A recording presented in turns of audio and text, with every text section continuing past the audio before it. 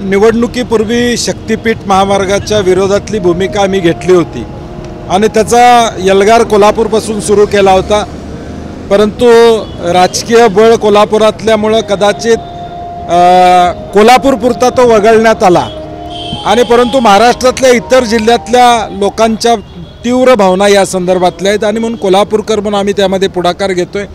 कारण की शेवटी रस्ता सांगलीपर्यंत येणार आणि एकदा सांगलीपर्यंत आला तर मग कोल्हापूर का नाही म्हणतोय असं उद्या होणार आहे। आम्हाला माहीत आहे की आता ते सांगलीपर्यंत आणायचं आणि मग एकदा सांगलीत आला की मग कोल्हापूर राहिलेलं का करत नाही तुम्ही, आणि म्हणून परत आमच्या मातीत तो रस्ता मारला जाणार शेतकऱ्यांच्या, म्हणून आम्ही हा बैठक ठेवलेली आहे। शक्तीपीठ महामार्गावर मशांतर दिसत आहे। एका बाजूला राजेश क्षीरसागर यांनी समर्थनात बैठक घेतली, दुसऱ्या बाजूला हसन मुश्रीफ यांनी वजीर दाखवलेला होता की कोल्हापूरमध्ये अशा पद्धतीने नाही, म्हणून म्हणजे आज समर्थनात बैठक होते याचा अर्थ काय, सरकारची भूमिका या संदर्भातली पॉझिटिव्ह याचा अर्थ। 2013च्या भूसंपादन कायद्यामध्ये अशा लिनियर प्रोजेक्ट्सना सवलती दिलेल्या आहेत, त्यामुळं इम्पॅक्ट असेसमेंट, एन्व्हायरमेंटचा काय परिणाम, झाडं किती तोडली जातील, शेतीचं काय नुकसान होणार आहे याचा विचार सरकार करणार नाही। हा रेटून नेण्याचा प्रकल्प आहे। आम्हाला कळत नाही नागपूर रत्नागिरी हायवे असताना या हायवेची गरज काय, सांगोला असू दे, सोलापूर असू दे, या जिल्ह्यामध्ये ज्या शेतकऱ्यांच्या जमिनी नागपूर हायवेसाठी गेलेल्या आहेत त्यांच्याच जमिनी पुन्हा जात आहेत, ही वास्तवता यामध्ये पासून आम्ही म्हणतो हा कॉन्ट्रॅक्टर दार्जिन प्रकल्प आहे आणि त्यामुळे कॉन्ट्रॅक्टरांच्या हितासाठी हा प्रकल्प केला जातो।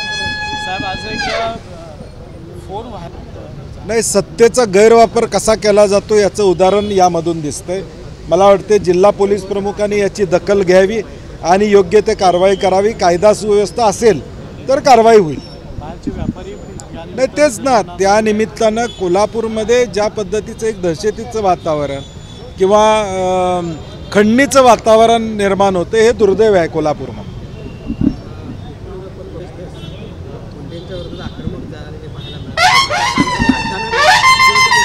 हे आम्ही पहिल्यापासून म्हणत होतो की हा एक स्ट्रॅटेजीचा भाग आहे आणि या स्ट्रॅटेजीच्या भागातून तो TRP जो काय तो काय स्पेस आहे तो दुसरीकडे कुठं जाऊ नये, आपल्याच माणसाकडे राहावा। म्हणजे कृत्य करणारी त्यांचेच, त्याला विरोध करणारी सत्ताधाऱ्यांची आपण बघितलेलं आहे।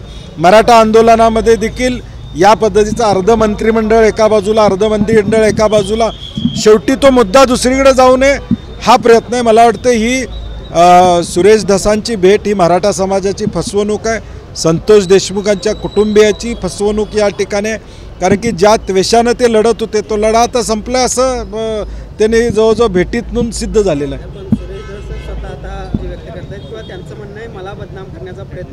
नाही त्यांनी नाही, त्यांची भेट खाजगी होती तर ती प्रदेशाध्यक्षांनी जाहीर का केली आणि जाहीर केली असेल तर का ते भेटले याचे उत्तर त्यांनी देणे अभिप्रेत आहे, किंवा भेटण्याआधी त्यांनी संतोष देशमुखांच्या कुटुंबियांना सांगितलं का की बाबा मी भेटायला चाललेलो आहे, विचारपूस करायला चाललेलो आहे, ते कुठलाही त्यातलं उत्तर आम्हाला मिळत नाही।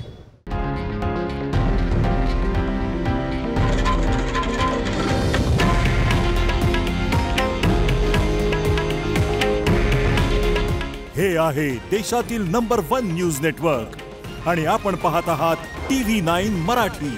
काळजी तुमची, हित महाराष्ट्राचं।